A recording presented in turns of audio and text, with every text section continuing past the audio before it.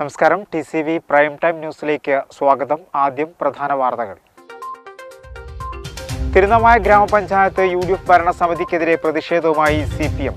വിവിധ ആവശ്യങ്ങൾ ഉയർത്തി CPIM തിരുനാവായ ലോക്കൽ കമ്മിറ്റിയുടെ നേതൃത്വത്തിൽ പഞ്ചായത്ത് ഓഫീസിലേക്ക് മാർച്ച് നടത്തി. 50 വയസ്സ് കഴിഞ്ഞവർക്ക് പ്രതിമാസം 10,000 രൂപ പെൻഷൻ അനുവദിക്കുക തുടങ്ങിയ ആവശ്യങ്ങൾ ഉയർത്തി all India LIC agents federation dharna നടത്തി. കുരുന്നുകളുടെ ആരോഗ്യം ഉറപ്പാക്കി ജില്ലാ പഞ്ചായത്തിന്റെ ബാല്യം പദ്ധതിക്ക് നിറമുതിർ പഞ്ചായത്തിൽ തുടക്കം. കുട്ടികൾക്ക് കോവിഡ് പ്രതിരോധ മരുന്ന് വിതരണം ചെയ്തു. സംസ്ഥാനത്ത് അടുത്ത 5 ദിവസം മഴ ശക്തമാകുമെന്ന് മുന്നറിയിപ്പ്. തെക്കൻ കേരളത്തിലും മധ്യ കേരളത്തിലും കനത്ത മഴ പെയ്യാൻ സാധ്യത. ബുധനാഴ്ച 9 ജില്ലകളിലും വ്യാഴാഴ്ച 11 ജില്ലകളിൽ യെല്ലോ അലർട്ട്.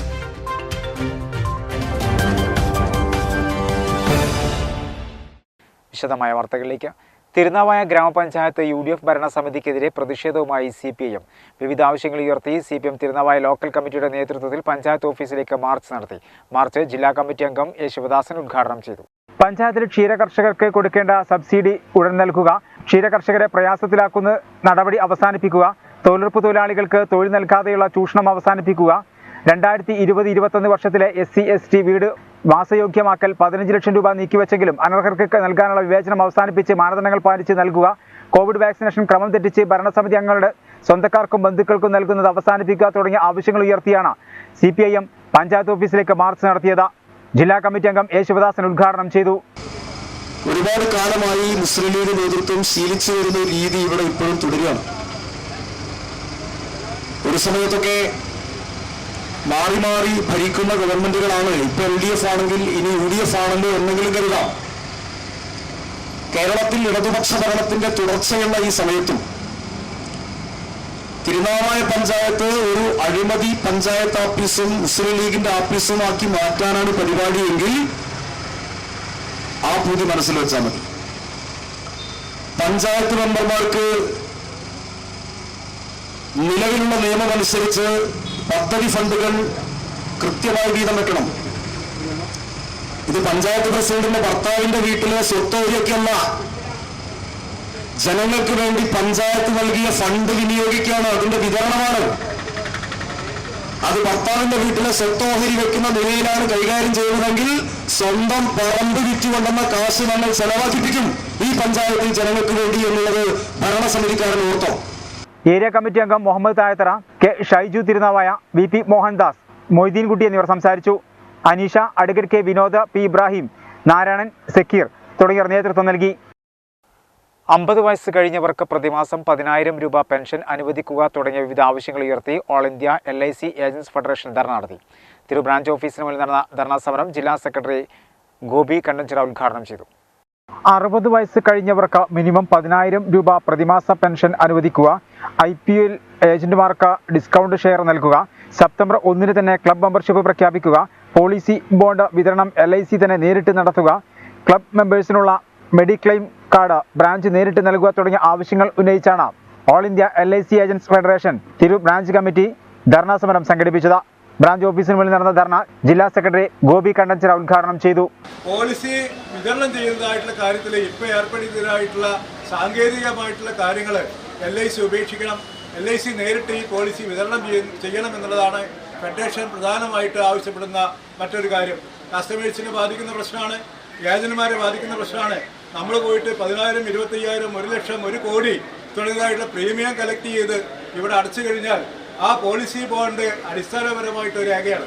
ഈ പോളിസി ബോണ്ട് കൃത്യമായിട്ട് വിതരണം LIC ഏറ്റെടുത്തുകൊണ്ട് കൃത്യമായിട്ടുള്ള സമയാനുസരണം ഈ പോളിസി കൊടുക്കാതിരുന്നു കഴിഞ്ഞാൽ ഈ കസ്റ്റമേഴ്സ്, ഈ പോളിസി ഹോൾഡേഴ്സ് ഏറ്റവും കൂടുതൽ ചോദിക്കുന്നത് ആ ഏജന്റിനോടായിരിക്കും.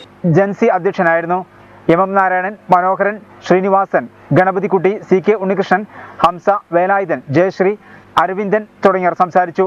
PT മോഹനൻ മുഖ്യപ്രഭാഷണം നടത്തി. Cable TV operators association Nilambur town മേഖലാ സമ്മേളനം മഹാഗണി ഹട്ട് റിസോർട്ടിൽ നടന്നു. സമ്മേളനം COA സംസ്ഥാന പ്രസിഡന്റ് M. അബൂബക്കർ സിദ്ദീഖ് ഉദ്ഘാടനം ചെയ്തു.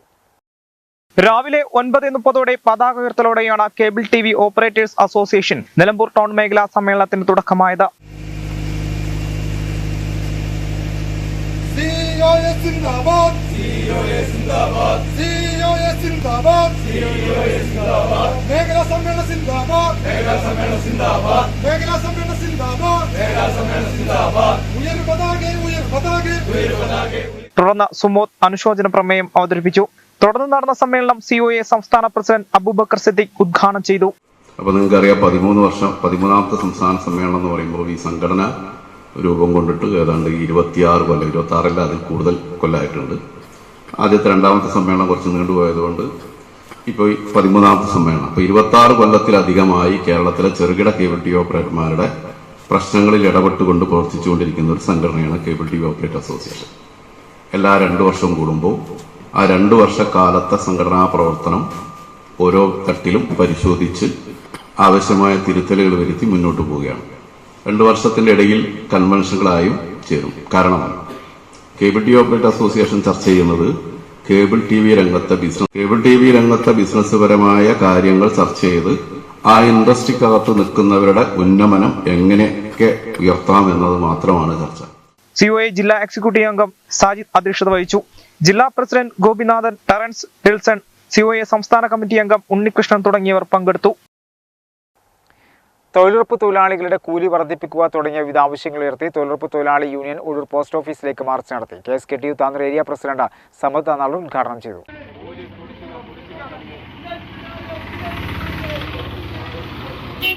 തൊഴിലുറപ്പ് തൊഴിലാളികളുടെ കൂലി 600 രൂപയാക്കുക, 200 ദിവസം തൊഴിൽ നൽകുക, ജാതി അടിസ്ഥാനത്തിൽ കൂലി നിശ്ചയിക്കാതിരിക്കുക തുടങ്ങിയ ആവശ്യങ്ങൾ ഉന്നയിച്ചാണ് തൊഴിലുറപ്പ് തൊഴിലാളി യൂണിയൻ ഒഴൂർ പോസ്റ്റ് ഓഫീസിലേക്ക് മാർച്ച് നടത്തിയത്. KSKTU Tanur area president Samad Tanalur ഉദ്ഘാടനം ചെയ്തു. രഞ്ജിനി കൃഷ്ണൻ അധ്യക്ഷയായിരുന്നു. KTS ബാബു, KT രാധാകൃഷ്ണൻ, ദേവദാസ് അണിമംഗലത്ത് തുടങ്ങിയവർ സംസാരിച്ചു. ഈ ഹെൽത്ത് പദ്ധതി താനാളൂർ കുടുംബാരോഗ്യ കേന്ദ്രത്തിന് കീഴിൽ ജനകീയ പങ്കാളിത്തത്തോടെ നടപ്പാക്കാൻ ആശുപത്രി വികസന സമിതി യോഗം തീരുമാനിച്ചു. യോഗത്തിൽ ഗ്രാമപഞ്ചായത്ത് വൈസ് പ്രസിഡന്റ് V. അബ്ദുറസാഖ് അധ്യക്ഷത വഹിച്ചു. കേരളത്തിലെ മുഴുവൻ ജനങ്ങളുടെയും ആരോഗ്യ വിവരങ്ങൾ ഡിജിറ്റൈസ് ചെയ്ത് ആരോഗ്യ പരിചരണം എളുപ്പമാക്കുന്ന ഈ ഹെൽത്ത് പദ്ധതി താനാളൂർ കുടുംബാരോഗ്യ കേന്ദ്രത്തിന് കീഴിൽ ജനകീയ പങ്കാളിത്തത്തോടെ നടപ്പാക്കാൻ ആശുപത്രി വികസന സമിതി യോഗം തീരുമാനിച്ചു. ഇതിനായി ആശുപത്രി വികസന സമിതി ഫണ്ട് ഉപയോഗിച്ച് ആവശ്യമായ ജീവനക്കാരെ നിയമിക്കും. ജനകീയ പങ്കാളിത്തത്തിൽ വാർഡ് തലത്തിൽ സ്ക്വാഡ് പ്രവർത്തനം നടത്തി മുഴുവൻ ആളുകളെയും പദ്ധതിയിൽ അംഗമാക്കാൻ കർമ്മ പദ്ധതിക്ക് രൂപം നൽകും. യോഗത്തിൽ ഗ്രാമപഞ്ചായത്ത് വൈസ് പ്രസിഡന്റ് V. അബ്ദുറസാഖ് അധ്യക്ഷനായിരുന്നു. Tanur block panchayat president K. Salmath, Malappuram ജില്ലാ പഞ്ചായത്ത് അംഗം VKM ഷാഫി, ഗ്രാമപഞ്ചായത്ത് സ്ഥിരം സമിതി അധ്യക്ഷൻ P. സതീശൻ, അംഗങ്ങളായ K. Fathima Beevi, KV Laiju, T. Sayyid Ali, medical officer doctor KT Sruthi, health inspector M. Sabitha, ആശുപത്രി വികസന സമിതി അംഗങ്ങളായ K. Moideen Kuttiyaji, Mujeeb Tanalur, N. Faisal, K. അഖില, KV ഷിനി, MP മിനിമോൾ തുടങ്ങിയവർ സംസാരിച്ചു. കേരള സ്ക്രാപ്പ് മർച്ചന്റ് അസോസിയേഷനും പൊല്യൂഷൻ കൺട്രോൾ ബോർഡ് മലപ്പുറവും സംയുക്തമായി ബോധവൽക്കരണ ക്ലാസ് സംഘടിപ്പിച്ചു. തിരു സാംസ്കാരിക സമുച്ചയത്തിൽ സംഘടിപ്പിച്ച പരിപാടി സംസ്ഥാന പ്രസിഡന്റ് മുത്തു പട്ടാമ്പി ഉദ്ഘാടനം ചെയ്തു.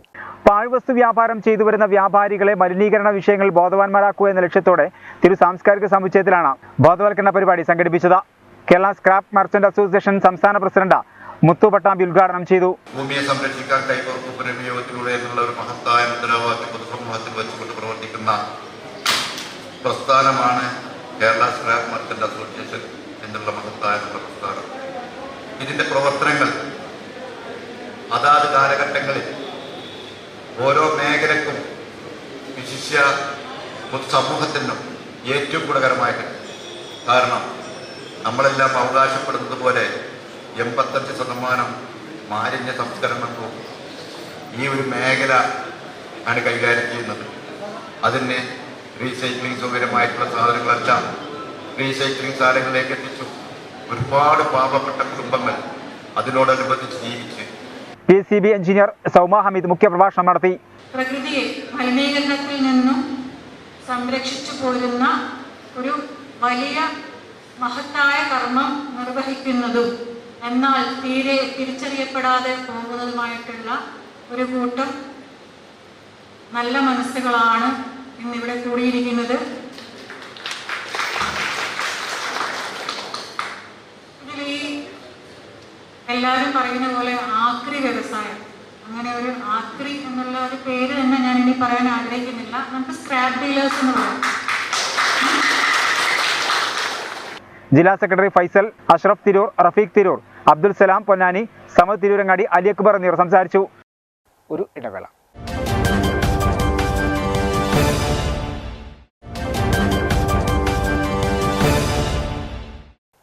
വാർത്തകൾ തുടർന്നു. കുരുന്നുകളുടെ ആരോഗ്യം ഉറപ്പാക്കി ജില്ലാ പഞ്ചായത്ത്. ജില്ലാ പഞ്ചായത്തിന്റെ ബാല്യം പദ്ധതിക്ക് നിറവതൂർ ഗ്രാമപഞ്ചായത്തിൽ തുടക്കമായി. കുട്ടികൾക്ക് കോവിഡ് പ്രതിരോധ മരുന്നുകൾ വിതരണം ചെയ്തു. നിറവതൂർ ഗ്രാമപഞ്ചായത്ത് കോൺഫറൻസ് ഹാളിൽ നടന്ന ചടങ്ങിൽ ബാല്യം പദ്ധതിയുടെ പഞ്ചായത്തല ഉദ്ഘാടനം ജില്ലാ പഞ്ചായത്ത് അംഗം VKM ഷാഫി നിർവഹിച്ചു. കോവിഡ് മഹാമാരിയുടെ പശ്ചാത്തലത്തിൽ കുട്ടികളിൽ രോഗപ്രതിരോധ ശേഷി വർദ്ധിപ്പിക്കുന്നതിനായി മലപ്പുറം ജില്ലാ പഞ്ചായത്ത് നടപ്പിലാക്കുന്ന ബാല്യം പദ്ധതിക്ക് നിറവതൂർ ഗ്രാമപഞ്ചായത്തിൽ തുടക്കമായി. 2 മുതൽ 5 വയസ്സുവരെ പ്രായമുള്ള കുട്ടികൾക്ക് ആയുർവേദ പ്രതിരോധ മരുന്നുകൾ വിതരണം ചെയ്യുന്നതാണ് ബാല്യം പദ്ധതി. 3 ആഴ്ചകളിലായി പ്രത്യേക ഇടവേളകളിലാണ് കുട്ടികൾക്ക് മരുന്നുകൾ നൽകുക. Ayurveda doctor, ICDS supervisor, anganwadi വർക്കർമാർ, ആശാ വളണ്ടിയർമാർ മുഖേന കണ്ടെത്തുകയും ഓൺലൈൻ വഴി രജിസ്റ്റർ ചെയ്യുകയും ചെയ്ത നിറവതൂർ ഗ്രാമപഞ്ചായത്തിലെ 208 കുട്ടികൾക്കാണ് പദ്ധതിയുടെ ഭാഗമായി ആയുർവേദ മരുന്നുകൾ അടങ്ങിയ കിറ്റുകൾ വിതരണം ചെയ്തത്. പഞ്ചായത്ത് ഹാളിൽ നടന്ന ചടങ്ങിൽ ബാല്യം പദ്ധതിയുടെ പഞ്ചായത്തല ഉദ്ഘാടനം ജില്ലാ പഞ്ചായത്ത് അംഗം VKM ഷാഫി നിർവഹിച്ചു.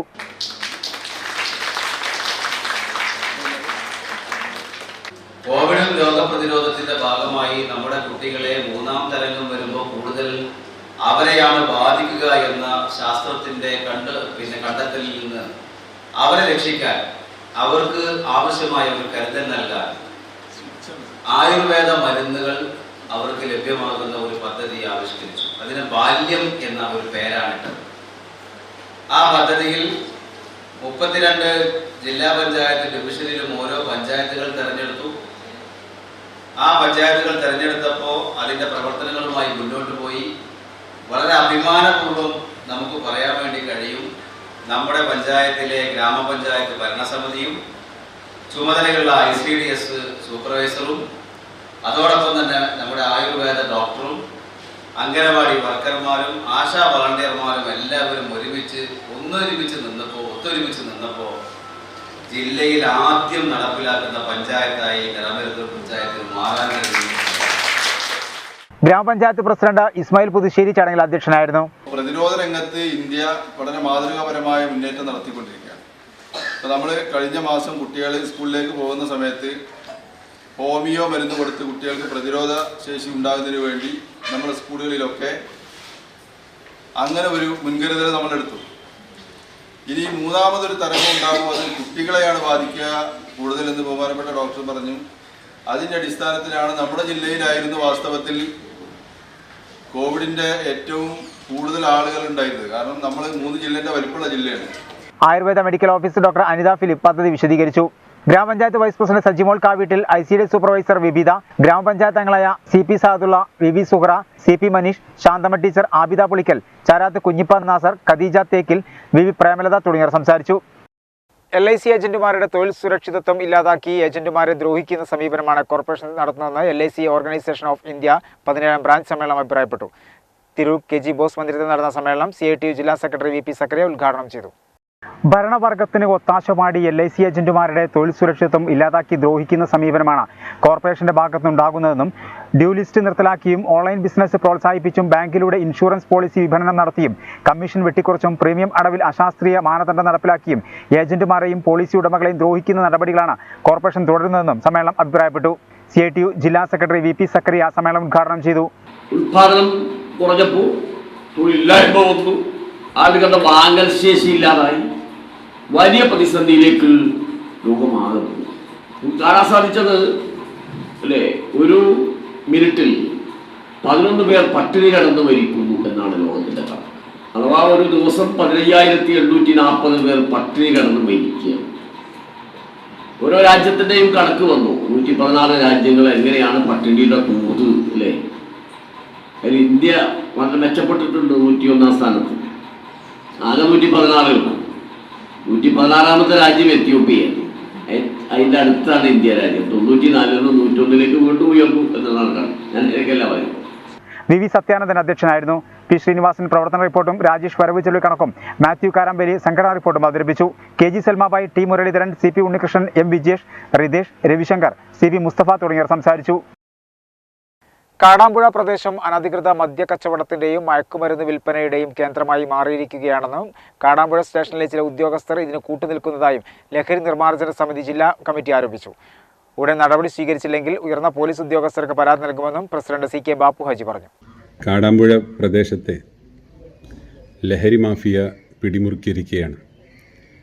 മദ്യവും കഞ്ചാവ് ഉൾപ്പെടെയുള്ള മയക്കുമരുന്നുകളും യഥേഷ്ടം വിതരണം ചെയ്ത് യുവാക്കളെ, വിദ്യാർത്ഥികളെയും മദ്യത്തിനും മയക്കുമരുന്നിനും അടിമകളാക്കുന്ന ഈ ലോബിക്കെതിരെ പരാതി നൽകിയിട്ടും ഇതുവരെ യാതൊരു നടപടിയും സ്വീകരിച്ചു കണ്ടില്ല എന്നുള്ളത് ഖേദകരമാണ്. പച്ചക്കറി വില കൂടിയ സാഹചര്യത്തിൽ സ്കൂൾ ഉച്ചഭക്ഷണ പദ്ധതി നിലനിർത്താൻ പപ്പായ ചാലഞ്ചുമായി മംഗലം വള്ളത്തോൾ യു പി സ്കൂൾ ആഴ്ചയിൽ 2 ദിവസമാണ് പപ്പായ വിഭവം ഒരുക്കുന്നത്. രക്ഷിതാക്കളുടെ ഭാഗത്തുനിന്ന് മികച്ച സഹകരണമാണ് ഇക്കാര്യത്തിൽ ലഭിച്ചതെന്ന് സ്കൂൾ അധികൃതർ പറഞ്ഞു. പച്ചക്കറി വില കൂടിയ സാഹചര്യത്തിൽ സ്കൂൾ ഭക്ഷണ പദ്ധതി നിലനിർത്താനാണ് മംഗലം വള്ളത്തോൾ യു പി സ്കൂൾ പപ്പായ ചാലഞ്ച് ഒരുക്കിയത്. ആഴ്ചയിൽ 2 ദിവസമാണ് പപ്പായ വിഭവം ഒരുക്കുന്നത്. വിദ്യാർത്ഥികൾ വീട്ടിലെ കൃഷിയിടത്തിൽ നിന്നും ശേഖരിക്കുന്ന പപ്പായ അധ്യാപകർ നിർദ്ദേശിക്കുന്ന ദിവസം വിദ്യാലയത്തിൽ എത്തിക്കുകയാണ് ചെയ്യുന്നത്. 1188 കുട്ടികൾ പഠിക്കുന്ന വിദ്യാലയത്തിൽ 50% കുട്ടികൾ തിങ്കൾ, ചൊവ്വ, ബുധൻ ദിവസങ്ങളിലും ബാക്കി കുട്ടികൾ വ്യാഴം, വെള്ളി, ശനി ദിവസങ്ങളിലുമാണ് വിദ്യാലയത്തിലെത്തുന്നത്. 2016 നിശ്ചയിച്ച കുട്ടികൾക്കായുള്ള ഉച്ചഭക്ഷണ തുക മതിയാകാത്ത സാഹചര്യത്തിലാണ് ഇത്തരമൊരു പരീക്ഷണത്തിന് വിദ്യാലയം ഒരുങ്ങിയത്. രക്ഷിതാക്കളുടെ ഭാഗത്തുനിന്ന് മികച്ച സഹകരണമാണ് ഇക്കാര്യത്തിൽ ലഭിച്ചതെന്ന് സ്കൂൾ അധികൃതർ പറഞ്ഞു. മാത്രമല്ല, പപ്പായ നമ്മുടെ നാട്ടിൽ ലഭ്യമാകുന്ന കൃഷിയിനമാണെന്നതും കീടനാശിനിയോ മറ്റു രാസവളങ്ങളോ ഉപയോഗിക്കാതെ ലഭ്യമാക്കുന്ന വിഭവമാണെന്ന സന്ദേശം കുട്ടികൾക്ക് ലഭ്യമാക്കുക എന്ന ലക്ഷ്യവും ഇതിന്റെ പിന്നിലുണ്ട്. ഉച്ചഭക്ഷണ പരിപാടിയിൽ നമുക്ക് ഈ വർഷം വളരെ സാമ്പത്തികമായിട്ട് ഒത്തിരി പ്രശ്നങ്ങളുണ്ട്. വളരെ ചെലവ് കൂടിയ ഒരു സാഹചര്യത്തിൽ ഭക്ഷ്യവസ്തുക്കൾ നമുക്ക് പുറത്തുനിന്ന് വാങ്ങുമ്പോൾ ഭാരിച്ച ഒരു സാമ്പത്തിക ബാധ്യത വരുന്നുണ്ട്. അപ്പം അതുകൊണ്ട് തന്നെ ഇതിനെ മറികടക്കുന്നതിന് വേണ്ടിയിട്ട് പല തന്ത്രങ്ങളും പല സ്കൂളുകാരും നടത്തുന്നുണ്ട്. നമ്മളിപ്പോൾ എന്തായാലും ഏറ്റവും ആരോഗ്യത്തിന് ഏറ്റവും നല്ല ഒന്നാണ് പപ്പായ. ഒത്തിരി ആരോഗ്യ പ്രശ്നങ്ങളെ നമുക്ക് മറികടക്കാനായിട്ട് ഈ പപ്പായ ഉപയോഗിച്ചിട്ടുള്ള ഭക്ഷ്യവസ്തുക്കൾ ഉപയോഗിച്ച് കഴിഞ്ഞാൽ സാധ്യമാണ്. പപ്പായയുടെ ഔഷധ ഗുണങ്ങളടങ്ങിയ സന്ദേശങ്ങൾ വിദ്യാർത്ഥികൾ ശാസ്ത്ര ക്ലബിന്റെ നേതൃത്വത്തിൽ വിവരിക്കുകയും ചെയ്തു. പ്രധാനാധ്യാപകൻ Jose C Mathew, C P Rasheeda, Babu K, K P Naseeb, Lineesh Ailotta, K Sadiqali എന്നിവർ പരിപാടിക്ക് നേതൃത്വം നൽകി. താനൂർ കേപുരം കേന്ദ്രീകരിച്ച് പ്രവർത്തിക്കുന്ന ചോയ് മാസ്റ്റർ മാധവൻ മാസ്റ്റർ സ്മാരക ചാരിറ്റബിൾ ട്രസ്റ്റ് മെമ്പർഷിപ്പ് ക്യാമ്പയിൻ ആരംഭിച്ചു. പത്മശ്രീ മട്ടന്നൂർ ശങ്കരൻകുട്ടിമാരാർ ക്യാമ്പയിന്റെ ഉദ്ഘാടനം നിർവഹിച്ചു. കേപുരം കേന്ദ്രീകരിച്ച് പ്രവർത്തിക്കുന്ന ചോയ് മാസ്റ്റർ മാധവൻ മാസ്റ്റർ സ്മാരക ചാരിറ്റബിൾ ട്രസ്റ്റ് മെമ്പർഷിപ്പ് ക്യാമ്പയിൻ തുടക്കമായി. പത്മശ്രീ മട്ടന്നൂർ ശങ്കരൻകുട്ടിമാരാർ ക്യാമ്പയിന്റെ ഉദ്ഘാടനം നിർവഹിച്ചു. Trust chairman K Chandran, secretary T Subramanian, Suja Edappayil, P V Shanmukhan, T Biju തുടങ്ങിയവർ സംബന്ധിച്ചു. ട്രസ്റ്റിന് കീഴിലുള്ള സിഎംഎം മെഡിക്കൽ സെന്ററിന്റെ 3ാം വാർഷികത്തോടനുബന്ധിച്ച് ഡിസംബർ 12 മെഗാ മെഡിക്കൽ ക്യാമ്പ് നടത്തും. പാലിയേറ്റീവ് കെയർ പ്രവർത്തനം ആരംഭിക്കാനും തീരുമാനിച്ചതായി ട്രസ്റ്റ് ഭാരവാഹികൾ അറിയിച്ചു. ഒരു ഇടവേള.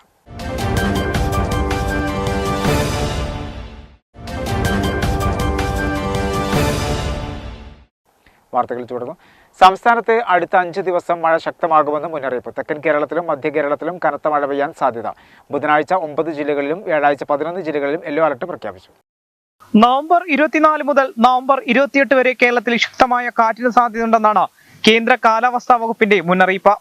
ശനി, ഞായർ ദിവസങ്ങളിൽ 12 ജില്ലകളിലും മഴ മുന്നറിയിപ്പ് പ്രഖ്യാപിച്ചിട്ടുണ്ട്. കേരള, കർണാടക, ലക്ഷദ്വീപ് തീരങ്ങളിൽ മത്സ്യബന്ധനത്തിന് തടസ്സമില്ല. ശക്തമായ കാറ്റിനെ നേരിടാനുള്ള പൊതുജന ജാഗ്രതാ നിർദ്ദേശങ്ങളുമുണ്ട്. ശക്തമായ കാറ്റിൽ മരങ്ങൾ കടപുഴകി വീണ് ചില്ലകൾ ഒടിഞ്ഞു വീണു അപകടങ്ങൾ ഉണ്ടാകാനുള്ള സാധ്യതയുമുണ്ട്. കാറ്റും മഴയും ഉണ്ടാകുമ്പോൾ ഒരു കാരണവശാലും മരങ്ങളുടെ ചുവട്ടിൽ നിൽക്കാൻ പാടുള്ളതല്ല. മരച്ചുവട്ടിൽ വാഹനങ്ങളും പാർക്ക് ചെയ്യരുത്. വീട്ടുവളപ്പിലെ മരങ്ങളുടെ അപകടകരമായ രീതിയിലുള്ള ചില്ലകൾ വെട്ടിയൊതുക്കണം. അപകടകരമായ അവസ്ഥയിലുള്ള മരങ്ങൾ പൊതുജനങ്ങളിൽ ശ്രദ്ധയിൽപ്പെട്ടാൽ ബന്ധപ്പെട്ട തദ്ദേശ സ്ഥാപനങ്ങളെ അറിയിക്കണമെന്നും നിർദ്ദേശമുണ്ട്. ഉറപ്പില്ലാത്ത പരസ്യ ബോർഡുകൾ, ഇലക്ട്രിക് പോസ്റ്റുകൾ, കൊടിമരങ്ങൾ തുടങ്ങിയവയും കടപുഴകി വീഴാൻ സാധ്യതയുള്ളതിനാൽ കാറ്റും മഴയുമില്ലാത്ത സമയത്ത് അവ ശരിയായ രീതിയിൽ ബലപ്പെടുത്തുകയോ അഴിച്ചുവെക്കുകയോ ചെയ്യണമെന്നും നിർദ്ദേശമുണ്ട്. കേരളീയം ടാക്സി ഡ്രൈവേഴ്സ് ഓർഗനൈസേഷൻ പ്രവർത്തകൻ രാജേഷ് ചന്ദനയുടെ മകളുടെ ചികിത്സാർത്ഥം സംഘടന സ്വരൂപിച്ച തുക കൈമാറി. അലിക്കുട്ടി കുടക്കൽ, വിശ്വൻ പൊന്നാനി, ശശിധരൻ താനൂർ, സമദ് മങ്കട, യാസർ പറവണ, അനു പുത്തനത്താണി, നാസർ പൂക്കയിൽ, ജംഷീർ താനൂർ, അബൂബക്കർ പുത്തനത്താണി എന്നിവർ ചടങ്ങിൽ സംബന്ധിച്ചു. വാഗൺ കൂട്ടക്കൊലയിലെ രക്തസാക്ഷികൾക്ക് തിരൂരിൽ അർഹമായ സ്മാരകം നിർമ്മിക്കണമെന്ന് Kerala reporters and media person union Tirur മേഖലാ കൺവെൻഷൻ പ്രമേയത്തിലൂടെ ആവശ്യപ്പെട്ടു. തിരൂർ പ്രസ് ക്ലബിൽ ചേർന്ന കൺവെൻഷൻ സംസ്ഥാന ജനറൽ സെക്രട്ടറി PR ഹരികുമാർ ഉദ്ഘാടനം ചെയ്തു. Kerala reporters and media persons union Tirur മേഖലാ കൺവെൻഷൻ തിരൂർ പ്രസ് ക്ലബിൽ ചേർന്നു. KRMU സംസ്ഥാന general secretary PR Harikumar convention ഉദ്ഘാടനം ചെയ്തു. വാഗൺ കൂട്ടക്കൊലയിലെ രക്തസാക്ഷികൾക്ക് തിരൂരിൽ അർഹമായ സ്മാരകം നിർമ്മിക്കണമെന്ന് കൺവെൻഷൻ പ്രമേയത്തിലൂടെ ആവശ്യപ്പെട്ടു. അത്തരത്തിലുള്ള തുടർ പ്രവർത്തനങ്ങളുമായി തിരൂർ മേഖലാ committee Kerala reporters and media persons യൂണിയന്റെ പുതിയ കമ്മിറ്റി മുന്നോട്ട് പോകട്ടെ എന്ന് ആശംസിക്കുകയാണ്. നമ്മൾ ഈ നവംബർ 30-നകം നമ്മുടെ മെമ്പർഷിപ്പ് ക്യാമ്പയിൻ പൂർത്തിയാക്കേണ്ടതുണ്ട്. അതിനായി എല്ലാവരും പ്രയത്നിക്കണമെന്ന് അഭ്യർത്ഥിക്കുകയാണ്. ഇതോടൊപ്പം താനൂർ, കൽപ്പളഞ്ചേരി മേഖലാ കമ്മിറ്റികൾ അല്ലെങ്കിൽ ആ പ്രസ് ക്ലബ്ബുകളെ കൂടി ഒത്തൊരുമിപ്പിച്ച്. ജംഷീർ കെ കൊടിഞ്ഞി അധ്യക്ഷനായിരുന്നു. തിരൂർ മേഖലാ കമ്മിറ്റിക്ക് പുതിയ ഭാരവാഹികളെയും കൺവെൻഷൻ തെരഞ്ഞെടുത്തു. പ്രസിഡന്റായി ജംഷീർ കൊടിഞ്ഞിയെയും സെക്രട്ടറിയായി ബൈജു അരിക്കാഞ്ചിറയെയും ട്രഷററായി സുബൈർ കല്ലനെയും തെരഞ്ഞെടുത്തു. കെ മുഹമ്മദ് യാസീൻ, CM ഇസ്ഹാഖ് എന്നിവർ വൈസ് പ്രസിഡന്റുമാരും P ഷറഫുദ്ദീൻ, സലീം തണ്ണീർച്ചാൽ എന്നിവർ ജോയിന്റ് സെക്രട്ടറിമാരുമായാണ് പുതിയ കമ്മിറ്റി നിലവിൽ വന്നത്. ബൈജു അരിക്കാഞ്ചിറ സ്വാഗതം പറഞ്ഞ ചടങ്ങിൽ സംസ്ഥാന കമ്മിറ്റി അംഗം MP റാഫി, ജില്ലാ ട്രഷറർ ഷഫീർ ബാബു, ജില്ലാ കമ്മിറ്റി അംഗങ്ങളായ ജലീൽ വൈരങ്കോട്, PP റാഷിഖ്, കമറുൽ ഇസ്ലാം, AP ഷഫീഖ്, MK മുഹമ്മദ് യാസീൻ തുടങ്ങിയവർ സംസാരിച്ചു.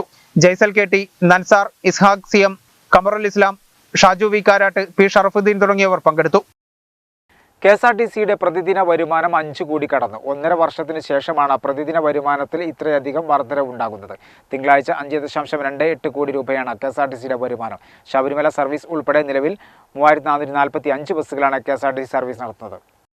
പമ്പയിലേക്ക് നടത്തിയ 66 സ്പെഷ്യൽ സർവീസുകളിൽ നിന്നായി 6,51,495 രൂപയാണ് വരുമാനം ലഭിച്ചത്. 2020 മാർച്ചിനു ശേഷം ആദ്യമായാണ് KSRTCയുടെ ഒരു ദിവസത്തെ വരുമാനം 5 കോടി രൂപ കടക്കുന്നത്. അന്ന് 4572 ബസ്സുകൾ സർവീസ് നടത്തിയിരുന്നിടത്താണ് 5 കോടിക്കടുത്ത് വരുമാനം ലഭിച്ചിരുന്നത്. അതേസമയം KSRTCയുടെ പ്രതിമാസ വരുമാനം 100 കോടി കടന്നു. ഒക്ടോബർ മാസത്തെ KSRTCയുടെ വരുമാനം 113.77 കോടി രൂപയാണ്. 106.25 കോടി രൂപ ഓപ്പറേറ്റിംഗ് വിഭാഗത്തിൽ നിന്ന് ലഭിച്ചു. 4.4 കോടി രൂപയാണ് നോൺ ഓപ്പറേറ്റിംഗ് വിഭാഗത്തിൽ നിന്ന് ലഭിച്ചത്. ജീവനക്കാർക്ക് വേണ്ടി ഒക്ടോബർ മാസം മാത്രം 94.25 കോടി രൂപ വിതരണം ചെയ്തു. കോവിഡ് 2ാം തരംഗത്തിനു ശേഷം ഇതാദ്യമായാണ് പ്രതിമാസ വരുമാനം 100 കോടി കടക്കുന്നത്. സംയുക്ത ട്രേഡ് യൂണിയൻ, മോട്ടോർ തൊഴിലാളി ക്ഷേമനിധി ബോർഡ് എന്നിവയുടെ ആഭിമുഖ്യത്തിൽ തിരൂരിലെ മോട്ടോർ തൊഴിലാളികൾക്കായി ദേശീയ തിരിച്ചറിയൽ കാർഡായ ഇ-ശ്രാം പോർട്ടൽ രജിസ്ട്രേഷൻ ക്യാമ്പ് സംഘടിപ്പിച്ചു. തിരൂർ TVയിൽ സംഘടിപ്പിച്ച ക്യാമ്പിൽ AITUC, STU, CITU, INTUC, BMS തൊഴിലാളി സംഘടനകൾക്ക് കീഴിലെ നിരവധി തൊഴിലാളികൾ പങ്കെടുത്തു. AITUC തിരൂർ മണ്ഡലം secretary KP Harish Kumar camp ഉദ്ഘാടനം ചെയ്തു. അജ്ഞത ഒഴിവാക്കുക, തൊഴിലാളികളുടെ ഇടയിലുള്ള അജ്ഞത ഒഴിവാക്കുക എന്നുള്ളതാണ് ഞങ്ങളുടെ മുഖ്യ ലക്ഷ്യം. അതിന്റെ ഭാഗമായിട്ട് ഇവിടെ എത്തിച്ചേർന്ന എല്ലാവർക്കും സ്വാഗതം പറഞ്ഞുകൊണ്ട് ദിനേശ് കുറുപ്പത്ത് അധ്യക്ഷനായിരുന്നു. T ബാബു മുഖ്യപ്രഭാഷണം നടത്തി. സമീർ ബാബു, P ജലാലുദ്ദീൻ, രഞ്ജിത്ത് തുടങ്ങിയവർ സംസാരിച്ചു. ഒരു ഇടവേള കൂടി.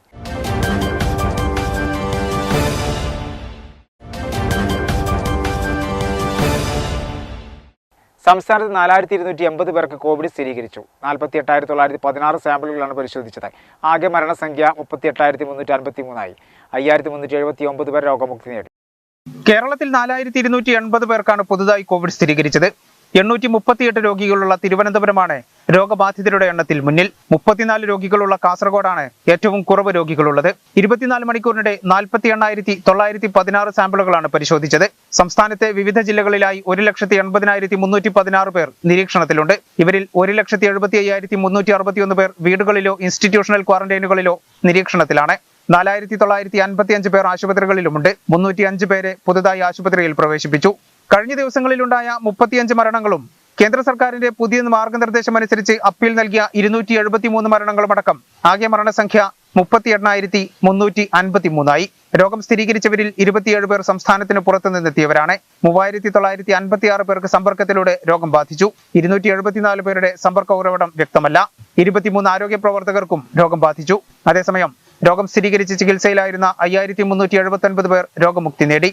ഇതോടെ 51,302 പേരാണ് നിലവിൽ ചികിത്സയിലുള്ളത്. 50,23,658 പേർ ഇതുവരെ രോഗമുക്തരായിട്ടുണ്ട്. അതേസമയം മലപ്പുറം ജില്ലയിൽ രോഗബാധിതരുടെ എണ്ണം ദിനം പ്രതി കുറഞ്ഞു വരികയാണ്. 101 പേർക്കാണ് ജില്ലയിൽ രോഗം ബാധിച്ചിട്ടുള്ളത്. 263 പേർ രോഗമുക്തരായി ആശുപത്രി വിടുകയും ചെയ്തു. വ്യവസായ വാണിജ്യ വകുപ്പ് ജില്ലാ വ്യവസായ കേന്ദ്രം മലപ്പുറവും തിരൂർ താലൂക്ക് വ്യവസായ ഓഫീസും സംയുക്തമായി തിരൂർ കോഓപ്പറേറ്റീവ് കോളേജിൽ സംരംഭകത്വ ബോധവൽക്കരണ ക്ലാസ് സംഘടിപ്പിച്ചു. തിരൂർ കോഓപ്പറേറ്റീവ് കോളേജിൽ സംഘടിപ്പിച്ച ക്യാമ്പ് അഡ്വക്കേറ്റ് P അംസക്കുട്ടി ഉദ്ഘാടനം ചെയ്തു. ഇപ്പോൾ കഴിഞ്ഞ സർക്കാരിന്റെ കാലഘട്ടത്തിൽ ജോലി കൊടുത്തത് 1,45,000 പേർക്കാണ്. PSC വഴി ജോലി കൊടുത്തത്. ചെറുപ്പക്കാർ അത്രയാണോ?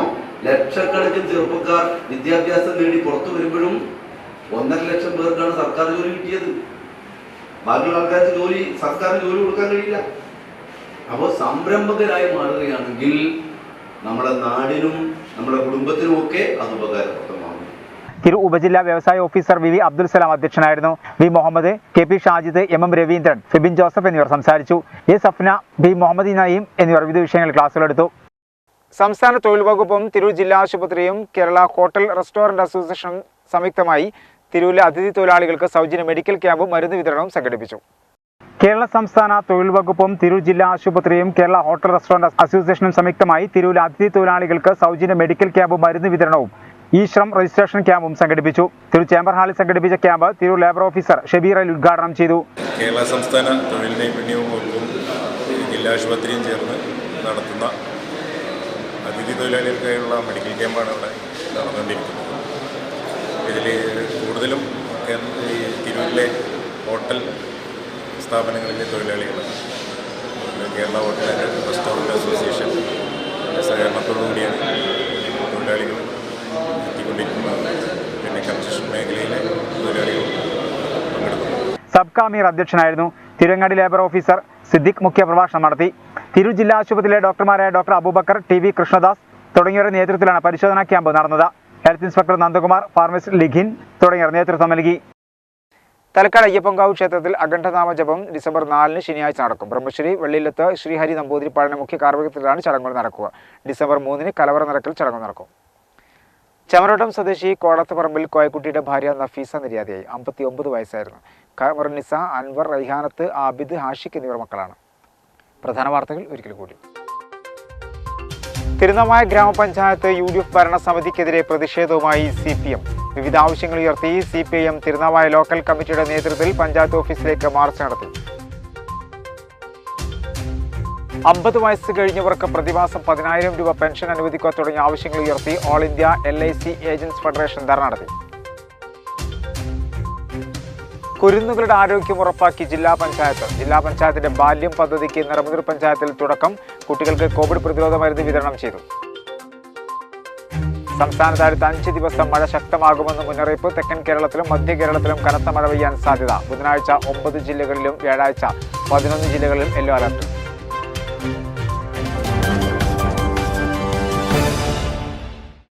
ഇതോടെ വാർത്തകൾ സമാപിക്കുന്നു. നന്ദി, നമസ്കാരം.